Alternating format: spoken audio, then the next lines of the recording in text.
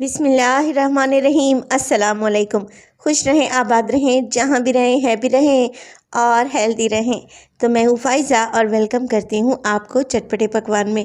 चटपटे पकवान में आज बन रहा है कुछ ज़बरदस्त सा ब्रेड का मीठा। ये इतना ज़बरदस्त सा डिज़र्ट तैयार होता है कि खाने वाले आपकी वाह वाह ही करते रह जाएंगे। और घर में मौजूद चीज़ों से इसे बनाएंगे।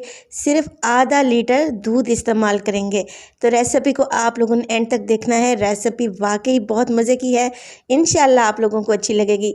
रेसिपी पसंद आए लाइक कर दें और चटपटे पकवान को सब्सक्राइब भी कर लें। तो चलें जल्दी से रेसिपी की तरफ चलते हैं। एक पतीली में लूँगी मैं तकरीबन आधा किलो यानी कि हाफ़ लीटर के बराबर दूध। टोटल इस रेसिपी में मुझे 3 पाव दूध ज़रूरत पड़ेगा। 1 पाव को मैंने बचा कर रख लिया है और आधा किलो को मैं अब बॉईल करने लगी हूँ। ये दूध पहले से ही बॉयल है, मगर मैं इसे दोबारा गर्म करूँगी और साथ के साथ इसमें डालूँगी आधा कप चीनी। आधा किलो दूध में आधा कप चीनी एक मुनासिब मीठा है। अगर कम या ज़्यादा खाते हैं तो फिर अपने हिसाब से सेट कर लीजिएगा। जब तक दूध में एक बॉयल आता है, मैं क्या करूँगी, मेरे पास है यहाँ पर 1 कप के बराबर दूध जो कि मैंने बचा कर रखा हुआ था। इसमें डालेंगे 2 टेबलस्पून के करीब वेनिला कस्टर्ड और इसे अच्छे तरीके से मिक्स कर लेंगे। कस्टर्ड का आप कोई भी फ्लेवर ले सकते हैं, मगर वेनिला कस्टर्ड से ये डिज़र्ट बहुत ही शानदार बनेगा इंशाअल्लाह ताला। और इसका कलर भी बहुत खूबसूरत होता है। तो यहाँ पर आप लोगों ने कस्टर्ड को अच्छे से मिक्स करना है। दूध में भी बॉयल आ चुका है। चलें जी, थोड़ा थोड़ा करते हुए कस्टर्ड शामिल करेंगे और साथ के साथ मुसलसल मिक्स भी करते रहेंगे ताकि कस्टर्ड में कोई भी गुठली बाकी ना रहे। देखें, 2 टेबलस्पून ही मैंने कस्टर्ड इसमें शामिल कर दिया है और आप कस्टर्ड की कंसिस्टेंसी को चेक कर लें। ये बहुत ज़्यादा गाढ़ी नहीं है, हल्का सा चम्मच इससे कोट हो रहा है। देखें, बस यही कंसिस्टेंसी मुझे चाहिए थी। तो यहाँ पर आप कस्टर्ड को मज़ीद पकाएं 3 से 4 मिनट के लिए ताकि कस्टर्ड का कच्चापन निकल जाए। तो मैं इसको पकाऊंगी 3 से 4 मिनट के लिए और मुसलसल चम्मच भी चलाती रहूँगी। तो यहाँ पर कस्टर्ड एकदम तैयार है। फ्लेम को ऑफ़ कर दें और इसे ठंडा होने के लिए एक साइड पे रख दें। चलते हैं नेक्स्ट स्टेप की तरफ। एक फ्राइंग पैन में लूँगी 2 टेबलस्पून देसी घी। आप लोग या तो देसी घी लें या फिर मक्खन। ऑयल का यहाँ पर आप लोगों ने इस्तेमाल नहीं करना।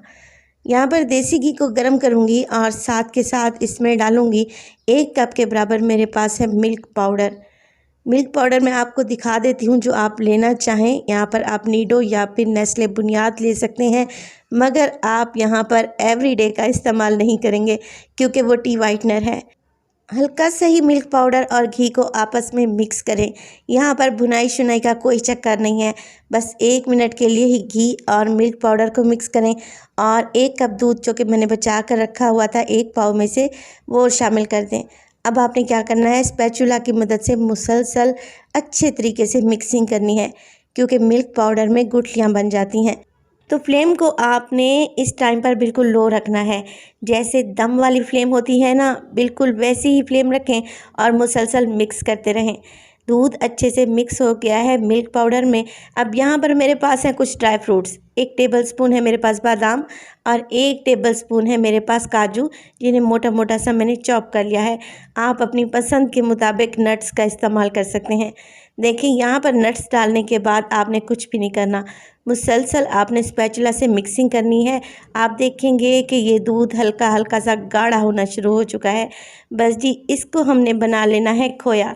अगर आप मिल्क पाउडर इस्तेमाल नहीं करना चाहते तो फिर खोया भी इस्तेमाल कर सकते हैं 1 कप के बराबर, क्योंकि खोया हर जगह से इजीली अवेलेबल नहीं होता, इसलिए मैं इस रेसिपी को मिल्क पाउडर से बना रही हूँ।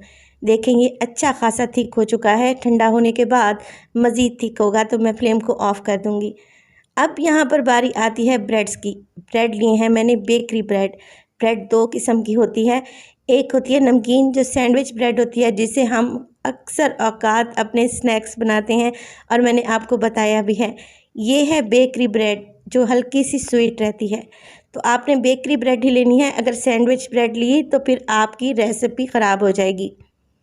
ब्रेड के कॉर्नर्स को अलहदा करें और इसी तरीके से सारे ब्रेड आपने प्रिपेयर करके रख लेने हैं।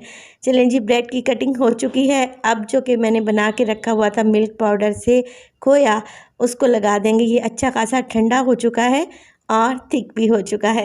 रेसिपी इस स्टेज पर ज़रा सी भी अच्छी लग रही हो लाइक कर दें और चटपटे पकवान को सब्सक्राइब कर लें और अपने फैमिली और फ्रेंड्स में भी शेयर किया करें। आप सब लोगों का बहुत शुक्रिया।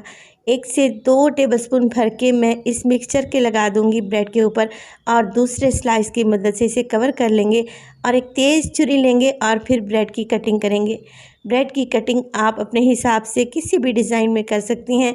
मैं इसे ट्रायंगल बना रही हूँ और एक ब्रेड के मैंने 4 स्लाइस कर लिए हैं। देखें कुछ इस तरीके से। तो यहाँ पर ब्रेड को मैंने सेट कर लिया है एक गहरी डिश में।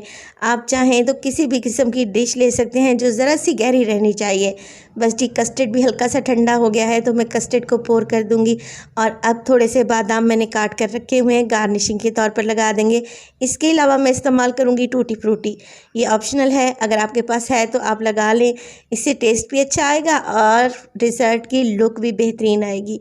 तो यहाँ पर टूटी फ्रूटी लगा दी है थोड़ी थोड़ी सी। इस डिज़र्ट को मैं रखूँगी 2 घंटे के लिए फ्रिज में ताकि ये अच्छे से ठंडा हो जाए और खाने में टेस्टी लगे।